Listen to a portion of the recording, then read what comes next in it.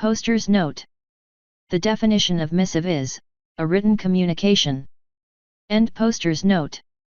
Diaries of a Madman. By What Must I Do? Chapter 132.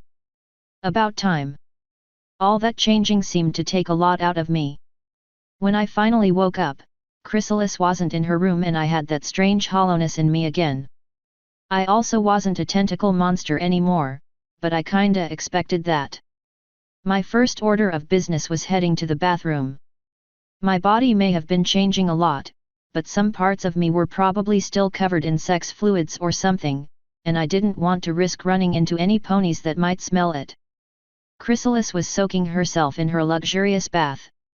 All the goop from our activities was gone, so I assumed it was more for relaxation than getting clean.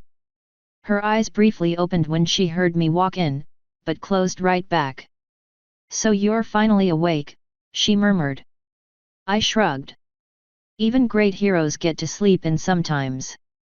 Well, this so-called great hero has made his queen very sore. "You may bathe yourself next door. I will be here until I can walk easily again." Was it worth it? Absolutely. And you will never do it again. I shall turn you back before we greet the day. Leave me. Sure you don't want me to massage your insides again? I asked, turning one of my legs into a tentacle and holding it up. Might help you relax. She threw me out the door with magic and slammed it behind me. I giggled the whole way into the bathroom next door. Being able to transform hooves into hands makes cleaning a horse-like body a lot easier. Normally, showering as a pony takes half an hour just because it's damn near impossible to actually do anything. This time it only took half an hour because I had a feeling Chrysalis would be in the tub for a while. Sure enough, when I got back to her room, she was still locked away in the bathroom. "Think we went too far?" I asked as I hopped into the bed. "Nah, she enjoyed it. And she could have stopped you at any time." "Probably. And after going full diamond dog on you, I think she deserved it." "Alright, cool. I wouldn't mind doing it to Celestia or Twilight, though." "Well, it's the same spell they use when they turn you into a pony. All it would take is turning you into a changeling instead. Though you might not want to do it to Celestia. There's a very good chance you'll regret learning what emotions she exudes." "I think I'll stay human forever, actually. Some secrets are better off not known. It could be pretty advantageous, though. Especially the ability to change at will. And has the downside of requiring stealing emotions. I can't have sex with the crew because Watcher would kill me and I can't just drain Taya because I would kill her. It also has the downside of secretly being a creepy bug thing that everyone's afraid of. And they aren't afraid of the real you. I've earned my place in Orieland. There are probably those that still fear me, but there are more that don't. Though the whole lusting after me thing is kinda old. Well, if you weren't such a slut." The bathroom door slammed open and Chrysalis walked out in all her regality. "I'm tempted to punish you for this," she said, limping over to the bed. "Perhaps show you in person what it's like to have that much penetrating the wrong hole." "Hey, you told me to ravish you," I quickly said. "Besides, you wouldn't want to hurt innocent little me, would you?" I rolled over onto my back and tried my best to look as cute as possible. She stared impassively. "You being adorable only makes me want to break you more." "Alright, that's not something a good person would say." She lifted her hoof up to my stomach and started rubbing it, making me flinch slightly. "I'm working on it, my dearest subject. Now what would you like to do on this fine morning?" "Getting turned back would be nice," I said, turning away from her wandering hoof. "Oh, you don't want to eat first? I thought you might enjoy it." She pulled her hoof away, so I rolled back over. "I don't enjoy taking what isn't freely offered. You said yourself they feel some revulsion, deep down. I don't want anything to do with that." "Some of them feel revulsion," she said, slipping her hoof back onto my belly. I tried to turn away again, but she held me in place with magic. Some seem to enjoy being perfect little pets. Not many, though. Sometimes I wonder what it must feel like, to be so happy. To fit into your place so utterly. Do you? No. Can you stop that? She didn't. The next time you come to my hive, can we try it? For a day, maybe. You're immune to love poison, but I doubt I am. My ears drooped down. The last time I was involved with love poison, I got raped by Twilight. It remains the third most horrifying sex I've ever had. The potion given to her was made from an adult Pegasus in heat. It was designed more as a lust poison than a love poison. I will go out of my way to ensure that wouldn't happen. There's also the problem of me getting away. In order to break love poison, the lovers can't gaze in each other's eyes for an hour. You're pretty powerful, both politically and magically. If I tried to get away, you could order me hunted down or teleport me back, if I couldn't get my ring on in time. Or, true magic. True, she sighed and finally stopped molesting my stomach. Very well. She narrowed her eyes and my body suddenly morphed, turning me human again. Then she reached up and bopped me on the nose. Get ready for the day, unless you plan to greet it nude. I doubt your changelings would mind, but if any of Watcher's crew saw me, he'd get all pissy with me. I sat up and walked over to the bag of clothes Taya prepared for me. Thankfully, I have a loving daughter that, I opened the bag and saw nothing but pink. I'm gonna force feed that little slut the nastiest vegetables I can find. Chrysalis poked her head over my shoulder and instantly caught a case of the giggles. The great hero Navarone, decked out in a tiny pink skirt and a pretty little blouse. I'm sure my changelings will be so happy to look up to you now. I closed the bag and stood. I'm going nude. Watcher can suck it. Really? She sighed. I get stared at anyway. If I'm next to you the whole time, no changeling will try anything. As amusing as it would be, I'm afraid I won't allow it. Where are the clothes you wore originally? Over there, I said, waving to the wall where I threw all the dirty clothes. But I've been wearing them for a while and sweated a lot in the heat. We can't smell anyway. I can. She rolled her eyes, grabbed the clothes with magic, then flashed them with some kind of ray. There. Better. She floated them to me and thrust them in my face. They actually smelled like vanilla. Much. Thank you. I finally started getting dressed. Did you really just call your daughter a little slut? You can't prove a thing. She smirked and floated a lacy pair of panties out of the bag. They really aren't bad clothes, Though I'm surprised you have them at all. I have a fashionista on board that likes to see me suffer. She recently came upon a source of fresh spider silk and went a little overboard. I advise staying on her good side, she said, slipping the awful things back into the bag. It would be wise to have the one making your clothing happy. Otherwise, things like this happen. If she wasn't so fun to tease, I'd agree. I finally slipped the last shoe on. And I'm ready. Excellent. Let's go. We started walking out to the hall. When we got to the window leading into the hive, she said, "Meet me in the throne room. I shall be there shortly." All right. Can I cuddle one of the guards to make him feel awkward? Yes. She hopped out the window and flew up. I jumped and slowly descended. When I got to the ground floor, I let myself inside and walked straight to the throne room. As tempting as it was to confuse the shit out of a changeling, I decided not to mess with them, and instead just sat in the uncomfortable stone throne. Though that seemed to confuse them enough. Half a minute after I sat down, a retainer walked in and bowed. "Your Majesty, you have a few special guests. Would you like me to show them in?" "Give me a few minutes," I said with a shrug. Maybe she has enough pheromones in this chair that they can confuse anyone that sits here with her. "Yes, Your Majesty. Would you like to begin seeing your other petitioners?" "No. Give me a few minutes." "Very well. I will come at your call. He bowed again before walking right back out. Sometimes I wonder about changelings. How many times has Chrysalis used you to sub in for her?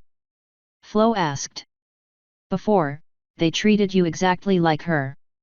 It's possible he just assumed it was happening again and was acting accordingly. Neat. Wonder if I could get them to bring me tons of bitches. They'd probably bring ponies that would be all too happy to act like them. Never mind. Chrysalis finally decided to show up, walking in like she owned the place. It is unwise to sit in my chair, she said as she walked closer. Some changelings might assume things. I noticed. I told him to wait a few minutes. I got out of her way and let her plop her skinny booty down. Apparently you have special guests. I was not made aware of this. Her horn lit up and I heard a bell ringing. That retainer fellow walked in immediately. What guests are here for me? She asked. I'm not really sure, Your Majesty. I don't know what they are. Send for the elite guards and have them hold positions outside the palace. And then send the guests in. He bowed and left. Navarone, your ring. I slid it on. I very highly doubt these guests of mine will be trouble. But if they are, duck behind the throne. Things will get very unpleasant very quickly, and I will not have you in the way. You know I can handle myself, right? She smiled. You have not seen me truly fight, Nav. If things get dangerous, I will eradicate the menace immediately. I don't want you in the way. Right. I keep forgetting you're older than Celestia. She shrugged and stared at the door. Over such a time frame, a few years matter very little. Flo finally broke her silence. I believe you have nothing to fear. The guests might be my sisters. Might? You don't know? They didn't exactly have a chance to tell me. And at such a close range, I can't tell for sure exactly where they are. But I believe it's them. What would they even want? If I had to guess, I'd say they were going to offer to advise Chrysalis. This'll be good. Sure enough, 5 water elementals oozed into the room moments later.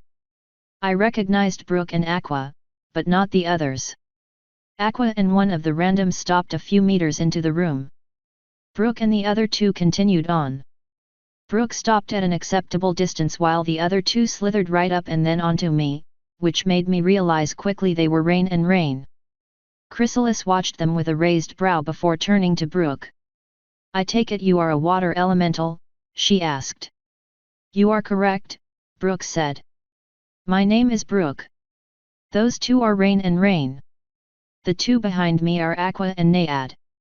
Why are those 2 accosting Navarone? She asked, sparing me a glance. The 2 of them giggled. Because Navarone saved them and they are fond of him. It does no harm and he hasn't asked them to stop, so I see no need to put an end to it. Chrysalis rolled her eyes. Very well. Nav has told me you seek to free another of your kind nearby, but I have already given permission for that. What do you need from me? How much of our history has Navarone discussed with you? Very little. He has informed me that you are ancient enemies of Discord. That is all I know. I can assume that if you are so old that not even I have heard of you, you must truly be ancient. We are. Ancient and wise. Did he tell you that we are able to leave a part of ourselves inside a host and communicate directly with him or her? Yes. I have heard him communicating with the one within him. With age comes wisdom, Queen Chrysalis. With great age comes great wisdom. You are a queen with a history of troubles, beset on several sides with enemies. Only recently have you fallen into a life of peace. My sisters and I would like to offer you an advisor. One of us would take you as a host and assist you in any way possible. Chrysalis leaned back in her seat and lifted a hoof to her face. That is an interesting offer, Brooke. Tell me, did Celestia take it? So far, you are the first to whom this offer has been made. Navarone and Flo have spoken to us at length about Celestia, and we believe it unlikely she would take one of us as an advisor. And yet you thought it likely that I would do so? Chrysalis asked. They have not spoken to us of you. But he has spoken to me of you, Chrysalis said, leaning forward again. He told me you threatened him and a friend of his, Brooke.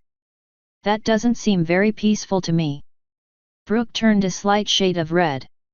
Peace at a reprehensible cost is still peace. You are not unfamiliar with that concept, I'm sure. I knew full well what I was doing was wrong. My act was primarily of desperation, not a warped sense of right and wrong. Brooke seemed to sigh and turn back into her normal blue. I am not here to debate morality. You are young and would not likely understand. My turn to jump in.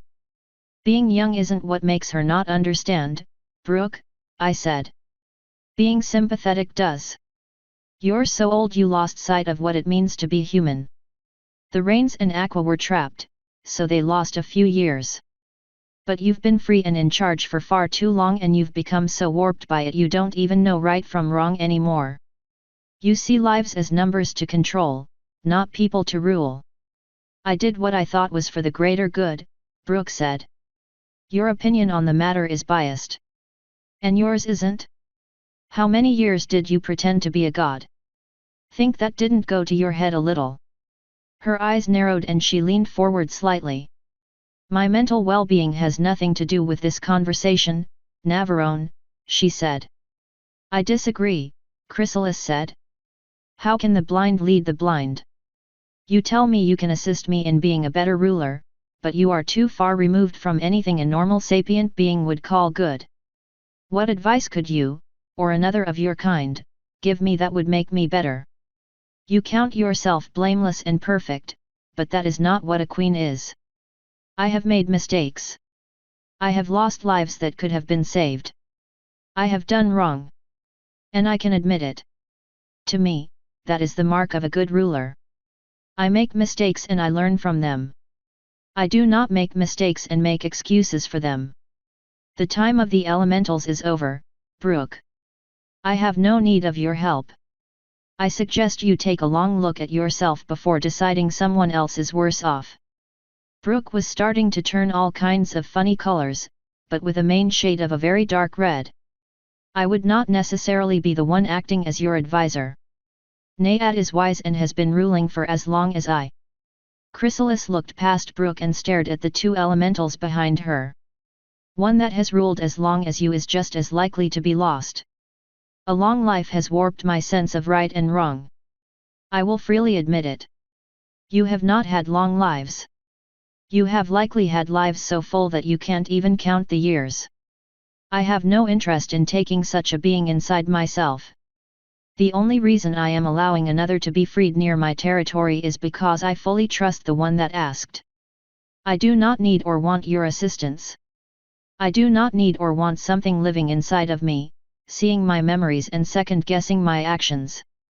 I do not need or want something living inside of me that has so little sense of right and wrong that they can't even see that threatening an innocent bystander only harms the greater good. Brooke flashed a very bright red before turning icy blue. There are other alternatives, she quietly said. Those that have not ruled for eternity. Rain and Rain were trapped in ice, unable to sense time as it passed. Aqua. Chrysalis held up a hoof, stopping Brooke's excuses. I am not interested. Brooke's body started quivering slightly. Nayad watched that for a few seconds before moving forward. Perhaps I can suggest a compromise, Queen Chrysalis. I spoke at length with the two changelings that lived in my underwater kingdom. They told me there is a subspecies of changelings, the drones. Given their limited capabilities, one of my sisters could move inside and take it over indefinitely, since it would likely be incapable of fighting back. If you would like an advisor that has no way of exercising authority over you, and cannot see your memories, that is an option. Chrysalis leaned back again and lifted a hoof to her chin. After a few seconds, she said, wait in my anteroom. I will discuss this with my current advisor. But know that if I do allow this, I will place rules upon you. That is acceptable, Nayad said. Come, sisters. Brooke lost her form and fled the room as quickly as possible. Aqua and Naiad sketched a shitty bow before departing. One of the rains groped my ass and then they both slithered off without a word. When they were gone, I let out a shiver. I hate those two creepers. It seems the feeling is not mutual. You have lived with one for a while now. What do you advise I do, Navarone? I leaned against the wall and crossed my arms. From what Flo told me, water elementals are generally kind and revere all life. From personal experience, that's fucking bullshit and Flo is smoking crack. That said, these things are hella old and really well experienced. And on the off chance any of them actually are still kind, you could use them as a moral compass in lieu of me. Given the options, who would you suggest? That is the question, I said, nodding. Naiad suggested it, so she might have an ulterior motive. Aqua has her hands full with Twilight. Definitely not Ice or Brooke. I don't really know the others that well yet. Flo. She took a moment to consider before saying, I am likely biased, but I would suggest Naiad. She has ruled, but Mist and Ice kept her more grounded. She is also an old friend, so it would be easier for us to keep in contact with Chrysalis, should it be necessary. I shrugged and said, Flo suggests Naiad. Chrysalis snorted. Does that suggestion come to assist us, or out of loyalty to her sisters? I reckon that's up to you to decide. Honestly, it doesn't matter too much. As long as whoever we pick stays in the drone, there won't be any issues. She can make all the suggestions she wants, but she can't do a damn thing in that body to enforce them. Just don't pick Brooke, because she's a total tool. She is not useful enough to be classified as a tool. I will take my chances with Naiad. Her horn lit up and I heard a bell chime from a side room. Moments later, a drone walked in and bowed. Her horn lit up brighter and another bell chimed from the main entrance. The doors opened and yet another drone entered. There are things made of water out there, she said. Send them in. It bowed and walked back out. Soon after, the elementals made their entrance. Thankfully, my two stalkers kept their distance. I trust you made the right decision. Brooke asked without prompting. I did not, Chrysalis said. Naiad, you may take this drone. Spend the day familiarizing yourself with the hive. I will have need of you when Navarone leaves. Naiad bowed slightly, but said, I will know everything the drone knows, Your Majesty. There is no need for me to familiarize myself with anything it would know. Drones know very little, water. He knows how to follow the correct pheromone trail to get to where he is ordered. I doubt he knows enough to recognize a building on sight. As a royal drone, you will be mostly invisible in my hive. Stay out of the way of my citizens, but learn as much as you can about what they know. And do not speak unless it is to me. Very well, Your Majesty. Naiad drifted over to the drone and shoved her entire body into it. After a few seconds, most of her flowed back out and the drone twitched. This shape is, the drone shivered and actually started to speak. This body is strange, its memories confused and muddled. Such a poor, pitiable soul. I would not wish this fate even upon the element of chaos. Chrysalis snorted. After what that thing has done to me, I would wish any ill fate upon it. We will discuss the rules of this arrangement later. Leave me. Brooke, Aqua, and Naiad's main body left without a word. The rains both waved at me and one said, We'll see you soon, our precious little human, then they bailed. The drone followed in their wake. Creepy bastards, I muttered. So now what? Her horn lit up and a louder bell went off. A sentient walked out of a hidden side door. Tell the elite guards they may return to their posts, then begin sending in petitioners. Yes, Your Majesty, he said with a bow, then walked out. A few moments later, a party of 3 sapients walked in. The delegation from Lost Gamma, I assume. Chrysalis said. We renamed our hive Gakko, the fellow in the lead said. But we were once called Gamma. We have come to discuss terms for returning to the Changeling Empire. We would prefer doing so without a non-changeling present. His eyes flicked to me for a moment. Then you are free to discuss them with an empty room, Chrysalis said. Navarone is my current advisor. If he cannot be here for the negotiations, there will be no negotiations. So be it. Should we return to your leadership, would we be guaranteed a stable food source? Yes, Chrysalis said with a nod. Surely you noticed our arrangements on the way in. We noticed that this hive has food. That does not mean we will get any of it. You will. I will not let my subjects starve, not when food is available. It will stretch the other hives slightly, but we will survive. The random changeling nodded once. And you are now friends with the ponies. I wouldn't say friends. We are no longer enemies, nor should we ever have been. We are also no longer enemies with the griffins, though their opinions of us remain low. As long as you release all the food and breeding ponies and griffins you currently have, those alliances will transfer to your hive. And upon what conditions would you accept us back into the hive? He finally asked. Releasing your pony and griffin slaves, swearing loyalty to me, submitting your tithe in soldiers, mages, and thinkers, and allowing my archivists to go through all the records you have kept. I will likely also swap groups of changelings into and out of your hive, to more quickly integrate you back into the fold. The changeling's ears drooped at that last one. I find that last condition disfavorable, Queen Chrysalis. We have bred out drones, and would not want to risk tainting our hive with more of them. Chrysalis slowly leaned forward. You bred out the drones? Yes. We're currently working on breeding out the sentients as well. We have a higher than average number of magic users, based on our old records, and we have no changelings incapable of rational thought. Has your hive efficiency decreased? She asked. Yes. However, happiness has increased, despite a general lack of food. Chrysalis nodded once.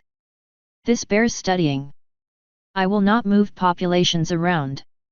Your hive will be integrated into my kingdom, with all the perks that involves, as well as all the responsibilities. You will return to your hive and inform your ruler, then come to a decision. When you have done so, return. If we decide to rejoin the hive, will we retain our old leader, as a form of governor? Chrysalis leaned back again. That will be decided based on the records you provide me, as well as a few other factors. However, if he is a descendant of the one who decided to abandon my rulership in the first place, he will be replaced, though he will be allowed to keep an advisory position. That is acceptable, Queen Chrysalis. Are there any other details of which we should be aware? She smiled. I sent an open offer to all the rogue hives after our treaty with the ponies. You are the first to reply. I will certainly keep that in mind, especially if you agree to my generous terms. However, if you deny my offer, I will not make returning to the fold as easy should you decide to ask again. The lead changeling looked to one of his followers for a moment before turning back to us. We left your leadership to seek a more friendly relationship with the ponies because we believed obtaining food would be easier as friends than as enemies. We were wrong. There are few that are freely willing to donate their life forces to creatures like us. You have done what we could not. Your offer will likely be accepted. I, at least, will push for it. Chrysalis nodded. Return to me when you have a favorable answer. I look forward to greeting you again as a friend and subject. The fellow bowed. After a second, his two companions did as well. And we look forward to rejoining our brethren. With that, they all stood back up and walked on out. When the door shut behind them, I asked, how many rogue hives are there? 2 in the mainland. All 3 of the hives across the sea went rogue. I haven't heard any news about them in a long time, aside from what my messengers reported when they delivered my offer. I knew Gamma was considering sending a delegation, but I wasn't expecting it to arrive this quickly. The others will likely come around in time. Is there anything particularly valuable in the rogue hives?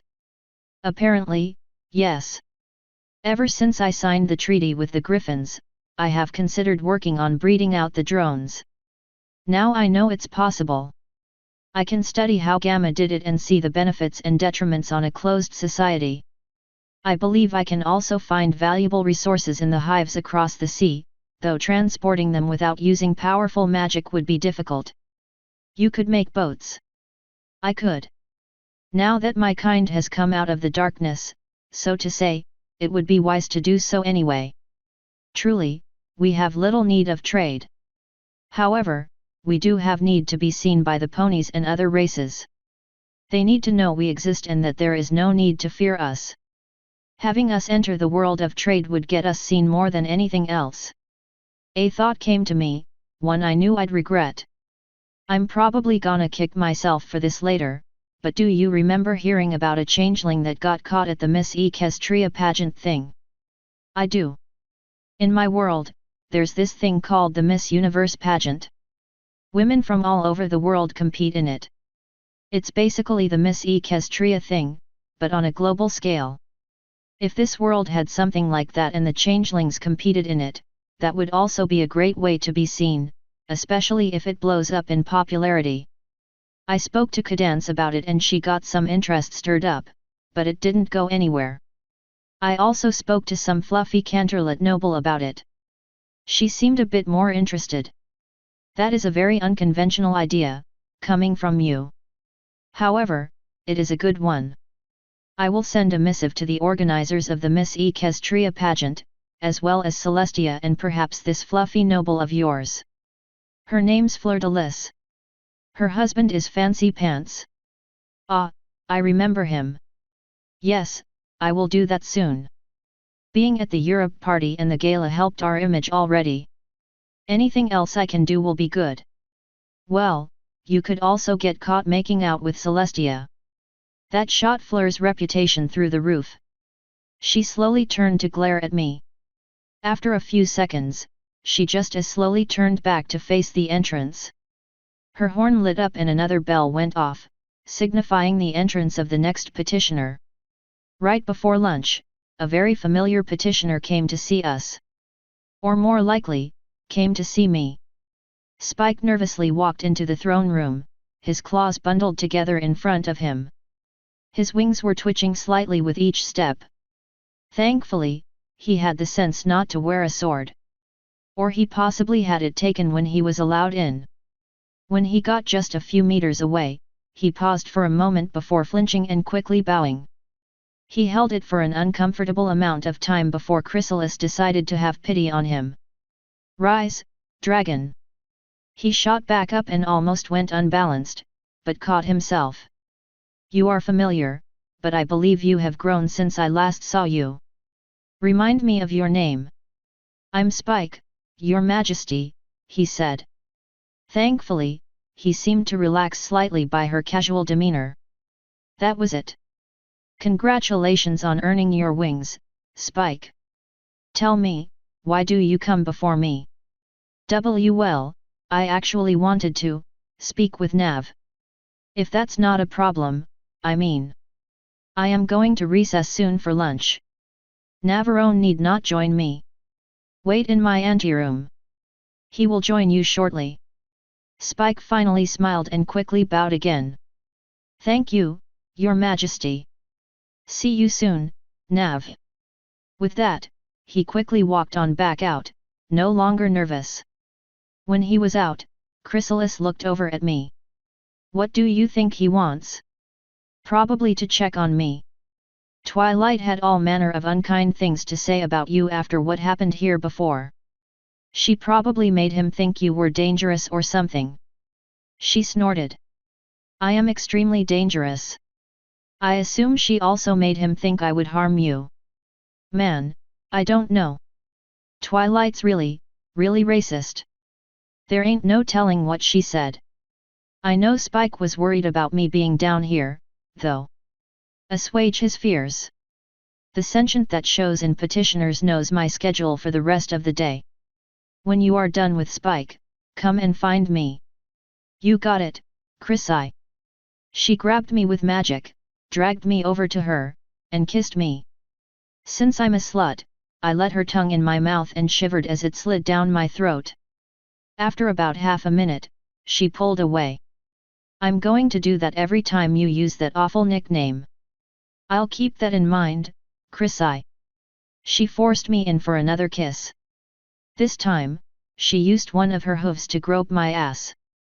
When she pulled away, I said, "This isn't a punishment for me, Chrissy." She sighed and said, "I'm also going to blue bean you once for every time you say it." My eyes widened right as she pulled me back for another kiss. This time, she didn't give me a chance to talk after pulling away. "I'm going to eat. Speak to Spike." With that, she magically abandoned me. Well, if she does decide to use cum denial on me, at least I know I have a loving water elemental that'll be all too happy to fix that for me. Flo's giggle did nothing to comfort me. Neither did Spike's big ol' hug when I stepped out of the throne room. I returned it anyway, though. "I was getting kinda worried about you," he said. "No reason for it," I replied, pushing him back. He was still grinning. "Chrysalis wouldn't do anything to hurt me and all the changelings are incredibly polite." "I know, but after they attacked Canterlot. Out of desperation. They aren't desperate anymore. Yet. I don't know. It's just so dark down here. I know they're supposed to be our friends, but they still seem kinda menacing. And didn't something bad happen to you the last time you were here?" "What, the giant ants?" "That was just bad luck. And the giant spider? That led to Flo. But yeah, that was also just bad luck. You have a lot of bad luck. Every pony knows it. You haven't had anything bad happen to you since you came down here." "No, of course." "Well, okay, nothing that the changelings caused. I ran into more ghosts, but that was entirely Ava's fault. I knew we should have guarded you." "They didn't hurt you, did they?" "No, no. Just almost killed me. They definitely weren't happy to see me, though. Hopefully it's taken care of. And besides, it's not like you can really hurt ghosts." "You did, though. Back when you were in the bunker, right?" "Honestly, I don't know. But that was with my sword, either way. I don't think you have an enchanted weapon just lying around. Though he probably could have pulled me away from the abyss." True, he took a moment to look around the palace anteroom for a moment before focusing back on me. "What do you even do down here, anyway?" "I'm helping Chrysalis and the changelings with whatever they need. That's usually either advice, help with solving problems, lots of kinky sex, or killing things that need killing." "You have sex with Chrysalis? Dude, you don't even know." "Anyway, I'm fine, Spike. Thanks for the concern, but it's not really necessary. Though I'm kinda surprised Taya didn't come with you." His ear spines twitched slightly. "That might be because I didn't tell any of them that I was coming." "Yeah, that would do it." "Well, do you need anything else?" He brought his claws together again, somewhat nervously. "I wouldn't mind just, I dunno, hanging out. We haven't really had much time to spend together recently." "True. And I did kinda want to talk to you about what you discussed with Reginald." His ears twitched again. "You want to walk? The hive is very large and there's plenty to see." "Well, I wouldn't want to get in the way." "You won't. Most of the changelings fly. As long as we either stick to restricted airspace or the ground, we'll be fine." "All right, I guess. Twilight might be mad, though." I smirked. "Then don't tell her. Let's go." I started walking out. He immediately followed. "I just have a warning. You might see some ponies doing weird things. Ignore them." He blinked. "Ponies? In a changeling hive? What are they, his eyes widened slightly and I swear he turned a little green. Are they, food? Yet. His eyes went even wider and he grabbed my arm. None of the changelings are gonna hurt you, Spike. The ponies here are all criminals. Really, really bad criminals. The kind of people that should be sentenced to Tartarus. They chose this as their punishment instead. They've been hit with love poison and exude love for everyone around them, so they're also harmless. He relaxed a little. But the changelings could, dragon nap me and use me as food. Spike, you're a dragon. Literally everything is food to you. But I don't see you taking bites out of random people or objects. He smiled slightly. Just because you can eat anything doesn't mean you're going to.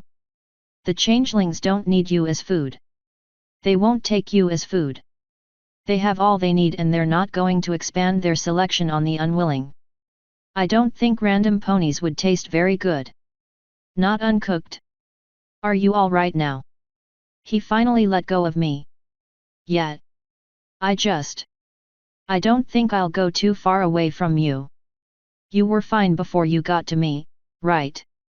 Yeah, I guess I was, though I was kinda nervous. You're just really calming. Weird. You ready? He finally smiled. Yep.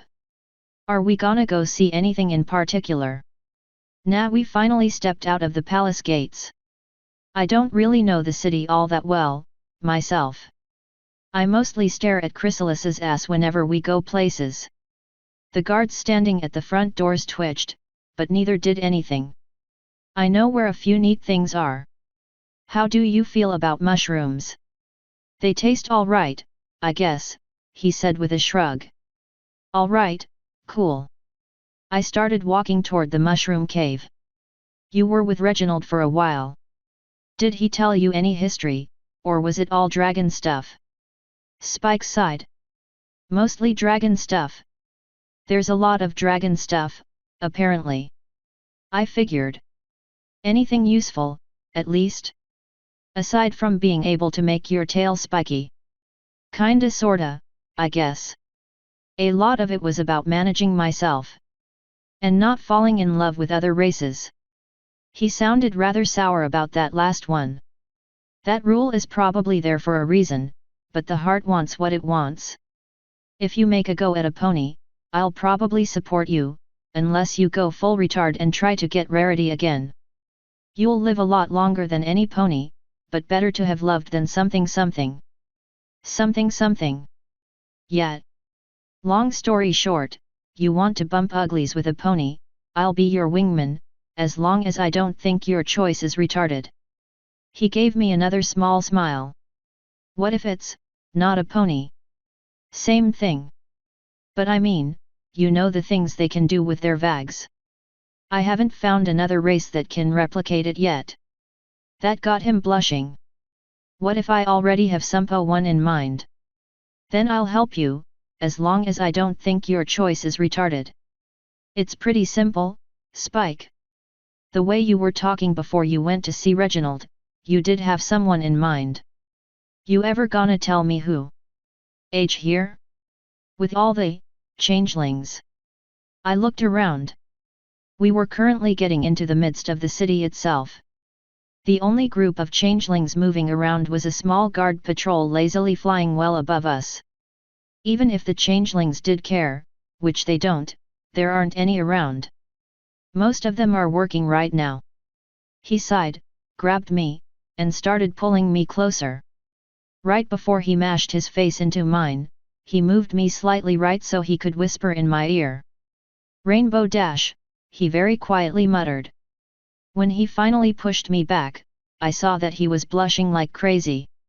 I blinked a few times and slowly said, "She's a lesbian, dude." He blinked. Like, she isn't interested in dudes at all. You're barking up the wrong tree, man. What? Dude, how do you not know this? She munches carpet like crazy. You're shit out of luck, with her.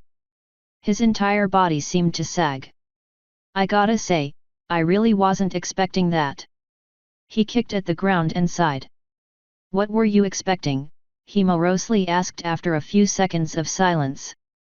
I dunno. The way you've been acting, I kinda thought it would have been me or something. He flinched back and his eyebrows jumped up. What? You're a guy. And a bro. I love you, but not like that. Oh. Cool. He shuddered and then relaxed a little. I'm just. I don't know, I don't interact with stallions much. I treat you like Twilight treats her friends, I guess. Is that weird? Sometimes. But if it's what you do, it's what you do. If it ever bothers you, just let me know, Nav. I don't want to annoy you. Alright. So I gotta ask, why Rainbow Dash? He sighed and sagged even further before saying, she's loyal and awesome and funny and she's always helped me out. She would take me flying before I had my own wings and she never treated me like a pet or much like a foal. I think she also tried to warn me about Rarity a few times, but I never got the hints. I nodded. Decent reasons, I guess. Is that why you didn't want to sleep with Gilda? Yet. I knew she'd tell Rainbow Dash and then. Well, I guess it doesn't matter. I hate to be the bearer of that particular bit of news. She told me ages ago. I'm really surprised you didn't know. How would I? I never asked. True. I looked up and down the street we were on. There were still no changelings present. Well, now that that's out of the way, you want to get your dick wet. What? I wrapped one arm around his shoulder and waved the other forward. There's a brand new brothel out there just waiting for us. If you want to fuck a professional changeling hooker, all we have to do is go find it. I didn't. I didn't bring any bits. They don't have sex for money, Spike. They have sex to harvest your lust. Or love, possibly. I was there when they were discussing plans for it. I'm not so sure, Nav. Well, we don't have to. I let him go and shrugged. I just figured it would make you feel better. Sex releases a lot of endorphins and helps keep you healthy and happy. He looked away and started fiddling with his claws again. Well. Do you remember how you mentioned threesomes? Yep. You could probably grab 2 changelings, if you wanted. Or 3. Or 10. I wouldn't judge at all, unless I walked in on you and found a changeling with my body sucking your dick. He flinched again. I meant you, and me, with a changeling. Just to try it, you know. After saying that, he looked away. Oh boy. Spike, as much as I hate to say it, I'm in a girl's body. If we end up in a threesome, there's a chance we might end up doing some strange stuff. His ears started twitching a lot, but he said, sex is natural, right? And it feels good and is healthy and stuff. If we do that, it wouldn't be wrong, right? We're not in relationships and we're both friends, so it's okay. Right. Alright, cool. Just wanted to make sure you were okay with that. Let's go find that whorehouse. He fell into step behind me once again as we continued wandering into the city. A few hours later, I found myself back at Chrysalis's side. I was hot, sweaty, blushed, extremely satisfied, and no longer worried about Spike feeling depressed. And what took you so long, Chrysalis mused, barely sparing me a glance. Remember the brothel you approved? She looked back at me and lifted an eyebrow. Spike was feeling down, so we went to test it out. I say you should put that thing on the surface and let ponies come to it. That was the end goal. I just haven't decided where to put it. In the interim, they're practicing here. Though since you have me, I hardly expected you to make use of their services. I shrugged. Didn't figure you'd be interested in Spike. The main goal was to get him laid. I was just a bonus. She rolled her eyes. So anyway, what are we up to now? I actually got lucky and found her flying to her next destination, so I didn't even need to head back to the palace. We are going to the school. There is a joint magic and technology demonstration in which I am interested. Neat. What is it? A way of laying railroad tracks in sheer rock and a way of moving a train using your human technology mixed with our magic. Magi Tech sounds pretty cool to me, but I'd prefer straight technology. Magi Tech. I will keep that name in mind. When we properly debut in the outside world, it will be on boats and airships that rely only on Magi Tech, not on wind. My race shall not be shackled solely by magic. We shall not stagnate and rot. We will progress and leave the rest of the world behind. How about you progress and help the world move forward? She pursed her lips and didn't answer. When we got to the large school, there were already several guards present. They immediately parted before us and we waltzed right on into the main entrance. There was a single changeling waiting directly inside for us. Where is the demonstration? Chrysalis asked. Auditorium 3F, she answered with a bow. Do you need me to guide you, my queen? No. Come, Navarone. We started walking left. Most of the doors were shut, but the few that weren't contained several smaller changelings being lectured by an older one. In some cases, they were working on projects. But we didn't pass too many doors before turning right and heading down another path. We were apparently in the 3 section. Getting to F took a while, probably because all the rooms we were passing were soundproofed auditoriums. Guards were posted at a few, but not many. When we got to F, Chrysalis quietly bypassed the guards and entered. She didn't seem to want to disturb the presentation, so we both sat in the back without anyone even noticing we were there. It was already underway on the stage. A group of drones were using the modified version of the railgun Celestia's pet inventors created to shoot rails into the stone stage, locking wooden planks into place. As soon as they shot the first one, I covered my ears to try to block the horrible racket. Even after that, I flinched every time. When the planks were in place, they began adding metal rails. If I had to guess, I'd say they were steel, but I don't know metals and it was too far away anyway. Them nailing that to the stone stage was loud enough to make even Chrysalis flinch. Honestly, I don't know why they bothered. It was only about 5 meters of track, since the stage wasn't exactly huge. And better yet, they could have done most of it beforehand and just demonstrated a single bolt or two with the railgun. Anyway, when it was all in place, the main presenter chick started talking. As you can see, this machine allows rails to be easily placed in sheer stone. It is durable, lightweight, and simple enough that even drones can be trained in its use. This alone would allow us to more easily move supplies across our hives using our underground routes. But combined with our other invention, moving supplies and changelings around is now a complete non-issue. As she was speaking, a group of 5 sapients was floating in a small train car. It looked kind of like a normal conductor's machine, but it didn't have a smokestack and it had to have been at least half its size. This is a train that uses an electric motor. We don't yet have a stable source of electricity without magic, but with it, the sapients carefully lowered the car onto the tracks. One of them hopped in and a few seconds later, it started to move.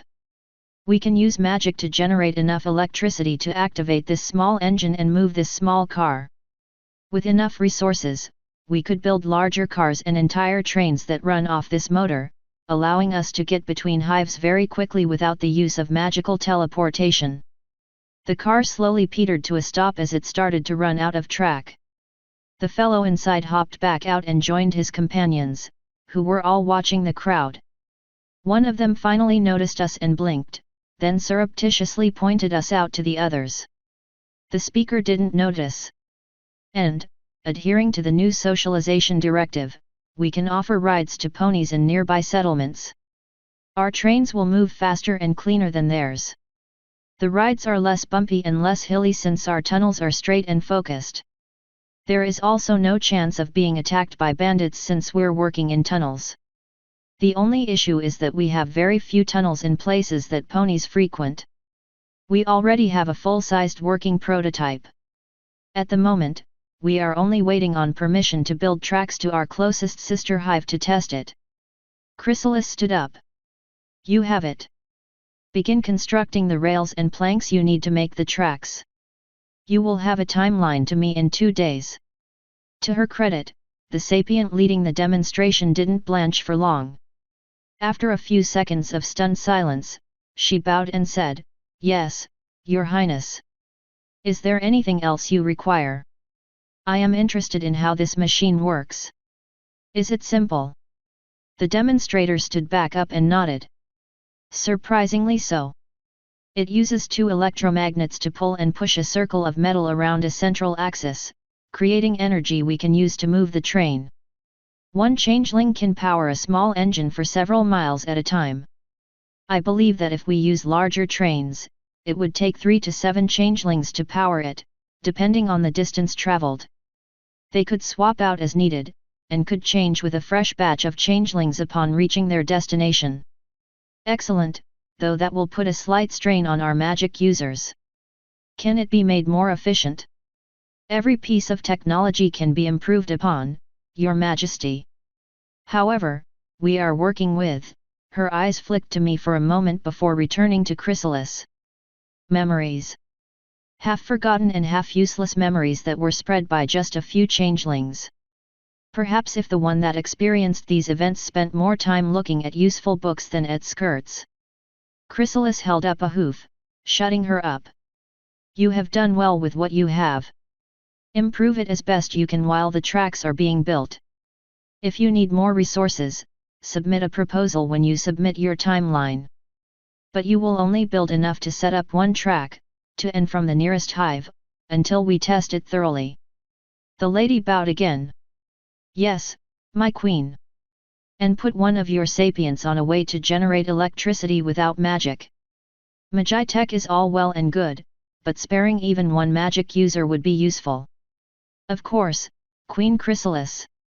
Chrysi nodded once and we started walking out.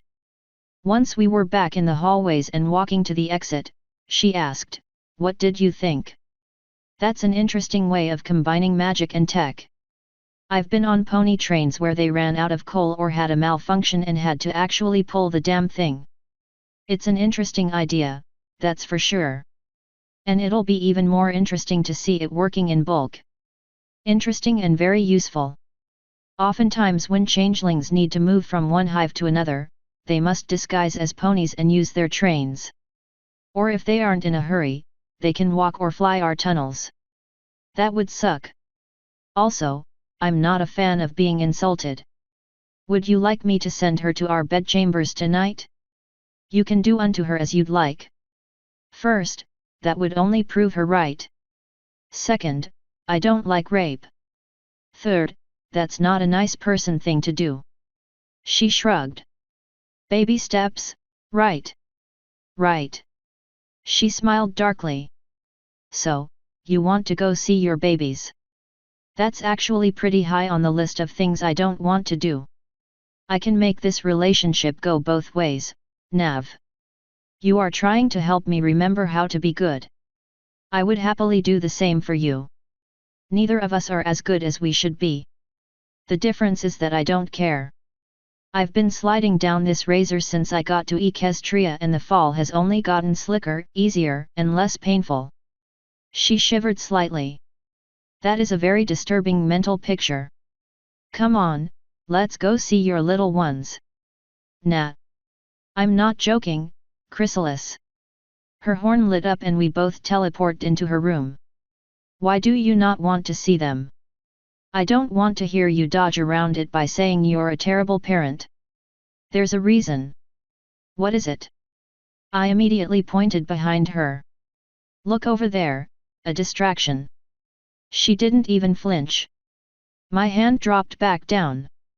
All right, what are you gonna do to me if I don't answer? Nothing. Oh.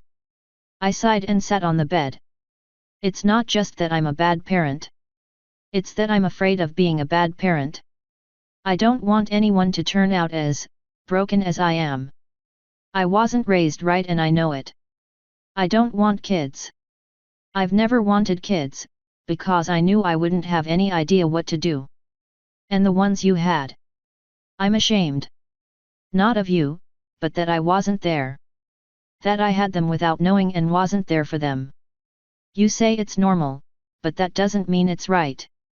Children need parents, and I knew I couldn't be there for them. Knew that I wouldn't be there for them, even if I could. She smiled. I am giving you the chance to be there for them now, Nav. Forget about the past. Forget what you should have done. Think now about what you can do. I slowly shook my head. I'm leaving tomorrow, Chrysalis.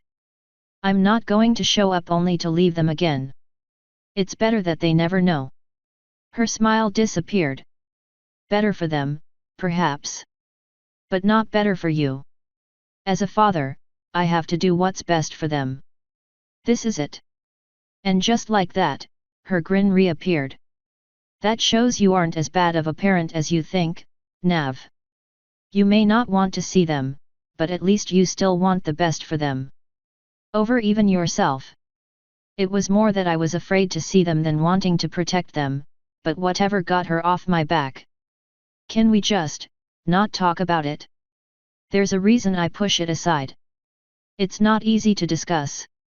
She walked over and pulled me into a hug. The hardest things to talk about are always those that are most worth discussing.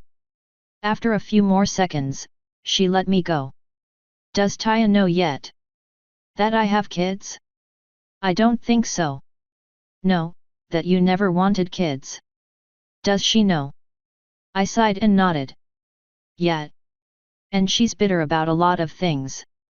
Most of what I was afraid would happen actually happened with her. And more, besides. Well, I can't help you be a father, but I could always try to teach you to be a mother.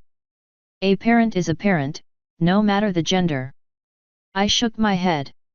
What I really think I need is someone to help me raise her. But even then, I'm afraid it's too late. And hell, no offense to you, but you're not all that great of a mother yourself. Her eyes narrowed slightly. You don't raise your kids. You pawn them off on others. I know you have a kingdom to run, but still. She averted her eyes and sighed.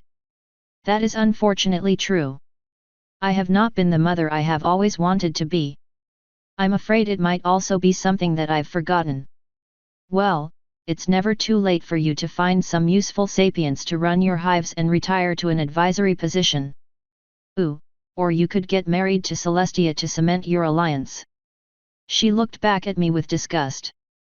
You are one sad, strange little being. Her horn lit back up and we teleported to the throne room. Of course, I immediately fell on my ass as she walked over to her throne. Moments later, her horn lit up and the flow of business continued. The day of days and moment of moments came quickly and early the next morning.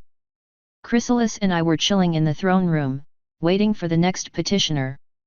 She was all happy and smiley while I was all mopey and upset that she fucking blue-beamed me 3 fucking times, the bitch. And worse, Flo just laughed at me the entire time. So only one of us was in the mood to really deal with shit at that point. When a commotion started coming from the other side of the door, I was content to ignore it and hope that it sorted itself out. Chrysalis, however, did some magic to signal the fellow that was supposed to be on the other side of the door. As soon as it started to open, a blast of water slammed into it and the regular doorman flew in. Before either of us could react, that same blast of water slithered straight toward me. Right before it reached my feet, it exploded into a humanoid shape that snagged me in a hug. The force should have knocked me back, but her watery tail continued around me and reinforced my legs and back, keeping me steady. Ooh, it's so good to be free. Flo said both in my head and out loud. I could see a few guards running into the throne room through her body, but Chrysalis waved them down. Oh, that was today? I asked. She pinched me. You knew full well it was going to be today. Then she went back to hugging me. And it's so nice to hold you in person again. By the 5, I feel so free. Her body shot out in all directions, thinning her out and encompassing nearly half the room, before looping around and covering me entirely for a few seconds. I thought you'd enjoy it. Is everyone back on the ship? Flo scoffed. I can feel your happiness, Nav. You don't have to hide it for Chrysalis's sake. Stop being so taciturn. I rolled my eyes. Woohoo! If you keep it up, I'm going to release a lot of dopamine in your brain and make you unable to hide being happy. Chrysalis started giggling. God, Flo, you're such a bully.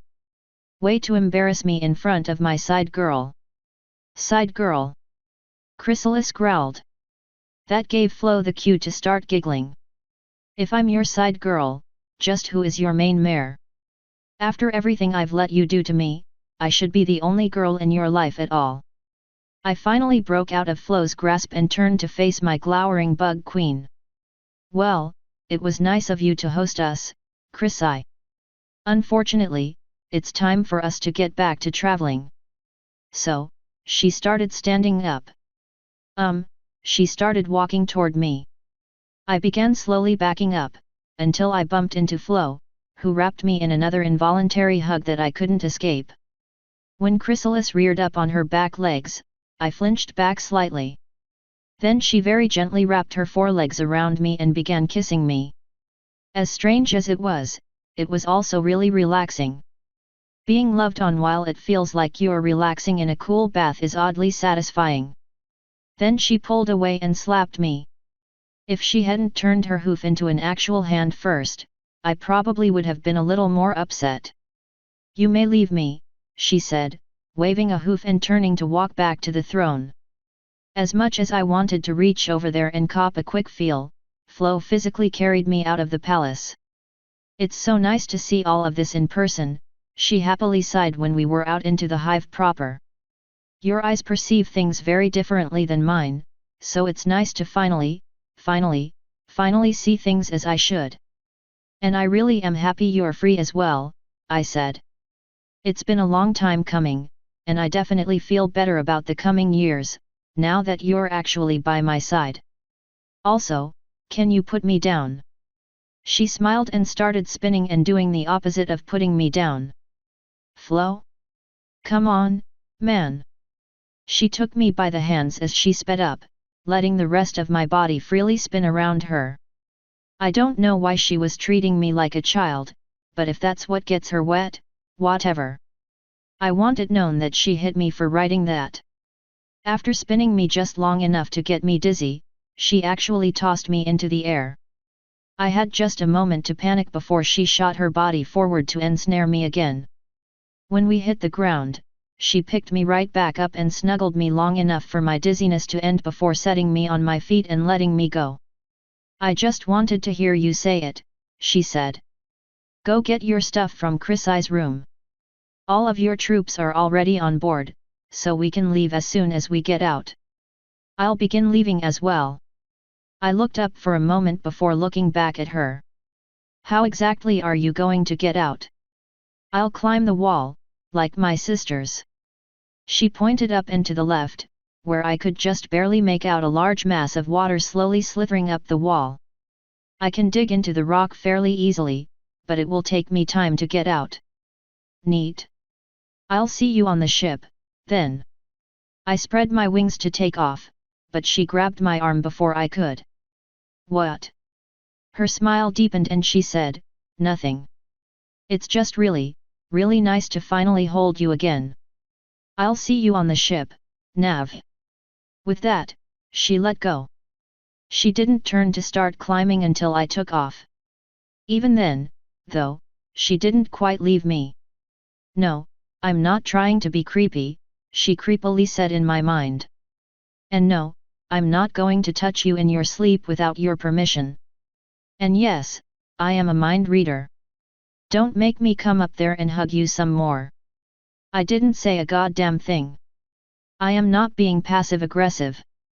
Using what you think I said instead of what I actually said in order to get upset is, like, the definition of being passive-aggressive. You know, I can honestly say that I didn't think a water elemental could stretch that far. I can also say that being forced to breathe liquid because you were hugged so hard that you slipped inside of someone's body is the opposite of fun.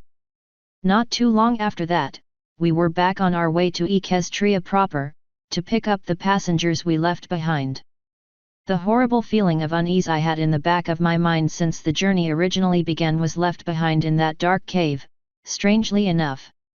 Perhaps Flo's optimism was rubbing off on me in some strange way. But I can say that it did me no good on our journey into the heart of darkness.